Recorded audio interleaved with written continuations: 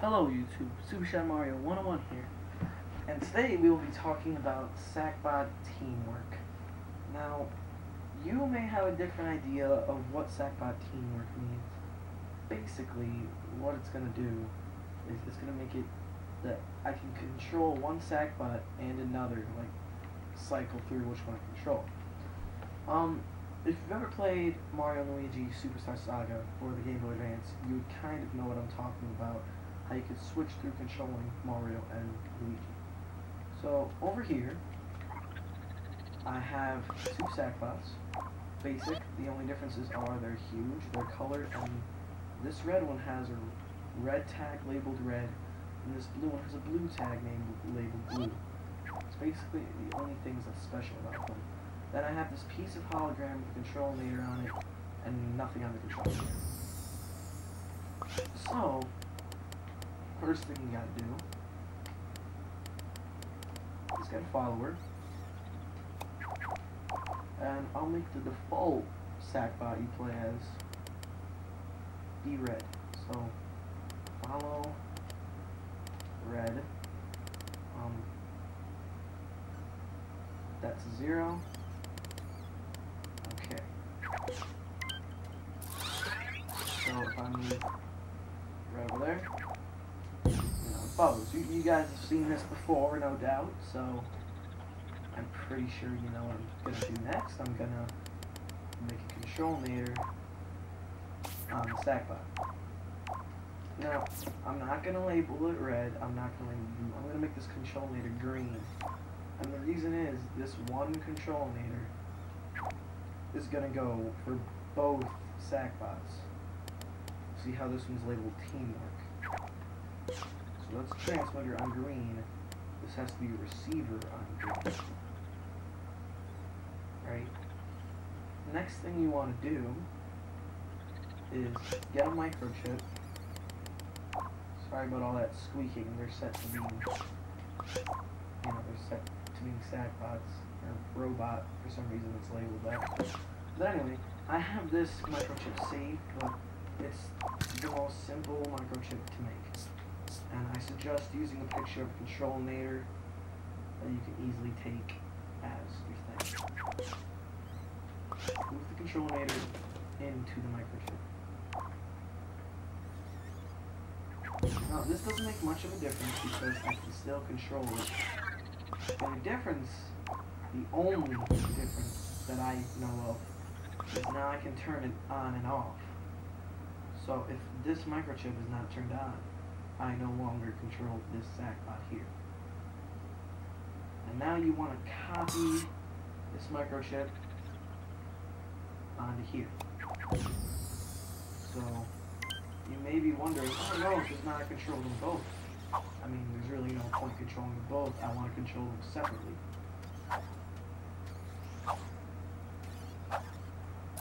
So what you want to do is on here, pause.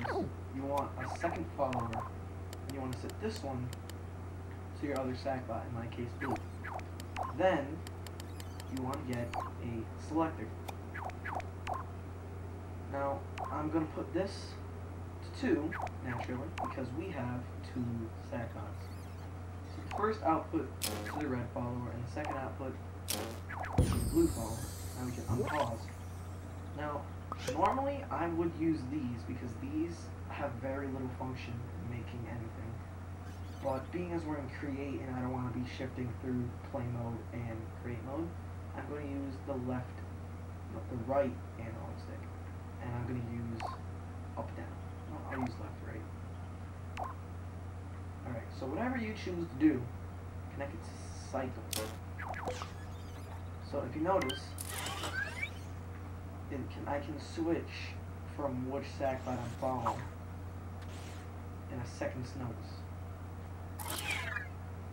So now, you want to take output 1, which is connected to the red follower, you want to connect it to this control meter chip. Output 2, which is connected to the blue follower, you want to connect to this control meter chip. Now, as I control red, if I switch, which I can't exactly do, and I'll tell you why in a second. If I switch, I control the other cursor, or the Sackbot. Now, also, you may notice that if I go far away, and try to switch, I don't control the Sackbot, but I don't go anywhere. There's two ways to do that, depending on what you want. A, you can either put the radius for these up by a lot. What I like to do, and I've had some troubles with this in the past, so let's see if I can get it done in this video. I like to make it so when the second output, which is for blue, is turned on, it gives him the brain to do whatever he wants. But sometimes that messes up, so I'm going to make the exact same brain. Exactly the same, no differences. And connect it to there. Now, going to make another brain. And this brain, first let's make it exactly the same, but in this brain, he's going to follow red around.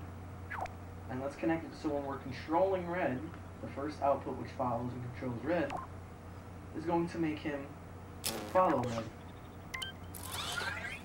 Now, that doesn't work. Don't know why. Now it's working. So you see how he controls red.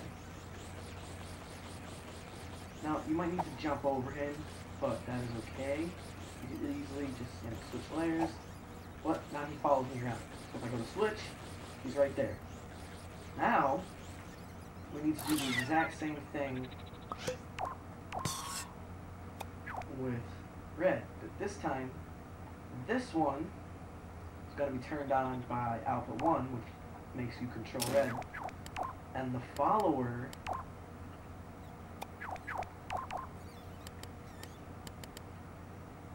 is going to be to follow blue. And that's going to turn on when output 2 goes on. So, see, he controls blue, this follows me around. I control red now, and blue follows me around. Now, you may be wondering, what's the point of this? Well, what if I was to make blue have a super high jump, and red have gravitators? I can't use both of those at the same time, so I could easily, here, let's make an example. Let's just put it this way, okay. Blue here can use gravitators, and red can't, but red has a super high jump, and blue can't. I could easily do the super high jump with red, and then later switch to blue and use the gravitators. Basically the whole point. So, that's basically it. They work as a team. If I was to do this, jump over, blue would jump over too. They follow each other around. That's basically it. You might want to bump up their awareness radius if they don't move fast enough. But that's basically it.